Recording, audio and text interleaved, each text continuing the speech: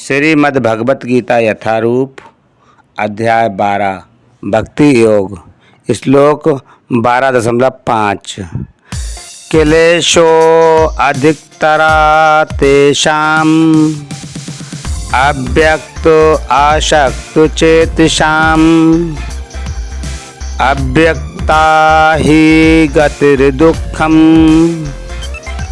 देहे बुद्धिभिरवाप्यते। भावार्थ, जिन लोगों के मन परमेश्वर के अव्यक्त निराकार स्वरूप के प्रति आसक्त हैं, उनके लिए प्रगति कर पाना अत्यंत कष्टप्रद है। देहधारियों के लिए उस क्षेत्र में प्रगति कर पाना सदैव दुष्कर होता है। तात्पर्य, आध्यात्मवादियों का समूह जो परमेश्वर के अचिंत अव्यक्त निराकार स्वरूप के पथ पर अनुसरण करता है, ज्ञान योगी कहलाता है।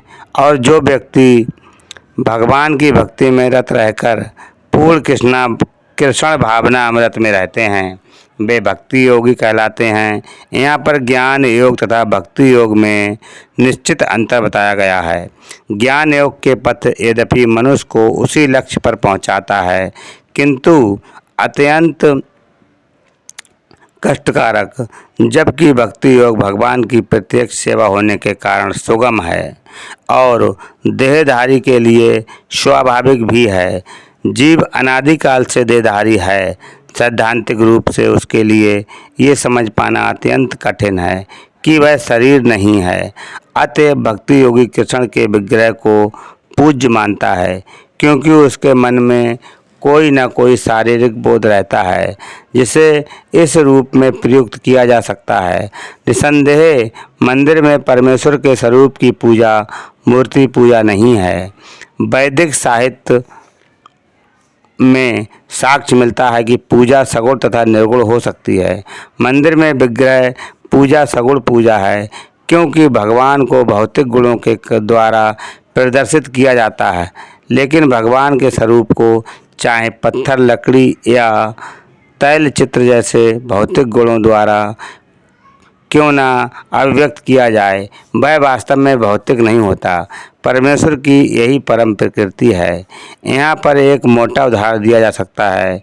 सड़कों के किनारे पत्र पेटिकाएँ होती हैं, जिनमें यदि हम अपने पत्र डाल दें तो वे बिना किसी कठिनाई के अपने गंतव्य स्थान पर पहुंच जाते हैं। लेकिन यदि कोई ऐसी पुरानी पेटिका या उसकी अनुकृति कहीं दिखे तो जो डाकघर द्वारा स्वीकृत न हो, तो उससे वही कार्य नहीं हो सकेगा। इसी प्रकार ईश्वर के विग्रह रूप में, जिसे अर्चा विग्रह कहते हैं, अपना प्रामाणिक वैध स्वरूप बना रखा है। यह अर्चा विग्रह परमेश्वर का अवतार होता है। ईश्वर इसी स्वरूप के माध्यम से सेवा स्वीकार करते हैं। भगवान सर्वशक्तिमान हैं, अतएव वे अर्चा विग्रह रूपी अपने अवतार से भक्त की सेवाएं स्वीकार कर सकते हैं, जिससे बद्ध जीवन वाले मनुष्य को सुविधा हो। इस प्रकार भक्त को भगवान के पास सीधे और तुरंत ही पहुंचने में कोई कठिनाई नहीं होती। लेकिन जो लोग आध्यात्मिक साक्षात्कार के लिए निराकार विधि का अनुसरण करते हैं, उनके लिए ये मार्ग कठिन है। उन्हें उपनिषदों जैसे वैदिक साहित्य के माध्यम से अव्यक्त स्वरूप को समझना होता है। उन्हें भाषा सीखनी होती है, इंद्रियातीत अनुभूतियों को समझना होता है और इन समस्त विधियों को ध्यान रखना होता है। ये सब एक सामान्य व्यक्ति के लिए सुगम नहीं होता।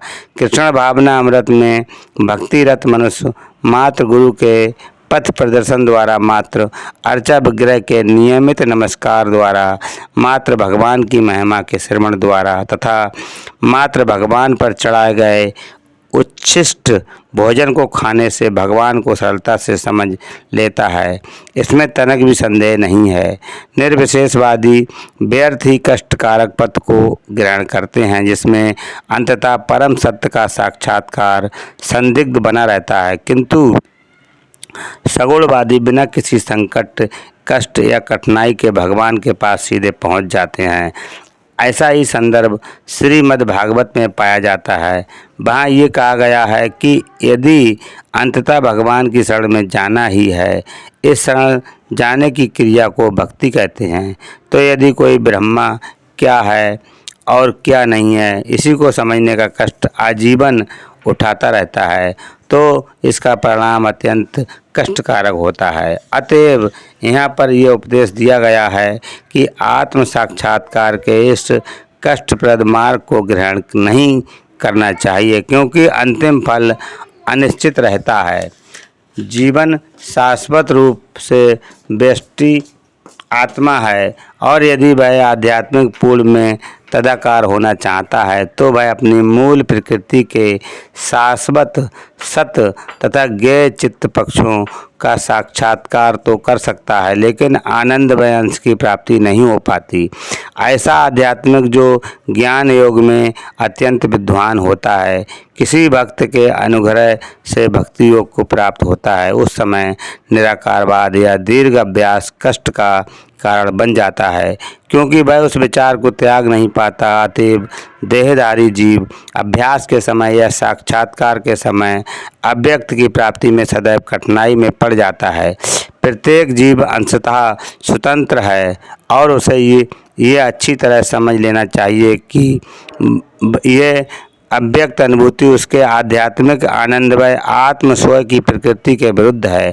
मनुष्य को चाहिए कि इस विधि को न अपनाएं। प्रत्येक जीव के लिए कृष्ण चेतना की विधि श्रेष्ठ मार्ग है, जिसमें भक्ति में पूरी तरह व्यस्त रहना होता है। यदि कोई भक्ति की उपेक्षा करना चाहता है तो नास्तिक होने का संकट रहता है।